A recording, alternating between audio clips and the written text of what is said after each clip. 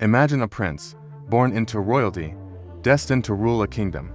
Now, picture that same prince, chained and toiling under a scorching sun in a foreign land, his noble heritage a forgotten secret.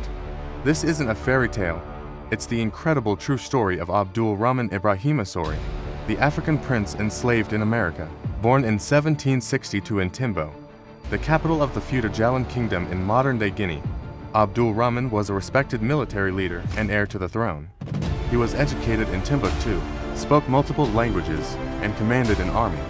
But in 1788, at the age of 26, his life took a devastating turn. Ambushed during a battle, he was captured, sold to slave traders, and shipped across the Atlantic. He ended up on a tobacco and cotton plantation in Natchez, Mississippi, owned by a man named Thomas Foster. For 40 long years, Abdul Rahman, a man who once commanded thousands, was known simply as Prince. He worked in the fields, his royal identity buried beneath the weight of bondage. Despite the hardship, he never lost his dignity or his faith. He became a leader among the enslaved community on the plantation, earning respect for his intelligence and character. Years passed, and the world seemed to have forgotten the lost prince, but fate had one more twist in store. One day, an old acquaintance, an Irish surgeon who had been helped by Abdul Rahman's family in Africa years before, recognized him in a Natchez market. The surgeon, Dr. John Cox, was shocked to find the son of the king who had saved his life living as a slave.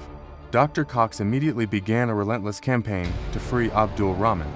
He wrote letters, petitioned politicians, and even appealed directly to the U.S. government. The story of the Prince of Slaves captured the public's imagination. After a decade of tireless effort, and with support from influential figures including President John Quincy Adams, Abdul Rahman finally regained his freedom in 1828. However, his freedom came with the condition he had to leave the United States and return to Africa. Before his departure, he toured the northern states, speaking to crowds and raising money to buy his family's freedom. His story was a powerful testament against the cruelty of slavery. In 1829, after 40 years of exile, Abdul Rahman finally set sail for Africa. Tragically, he contracted a fever shortly after arriving in Liberia and passed away before he could reach his home kingdom of feudal Jalan. He never saw his children free, though his efforts eventually led to the liberation of some of his family. Abdul Rahman's life is a powerful story of resilience, identity, and the unbreakable human spirit.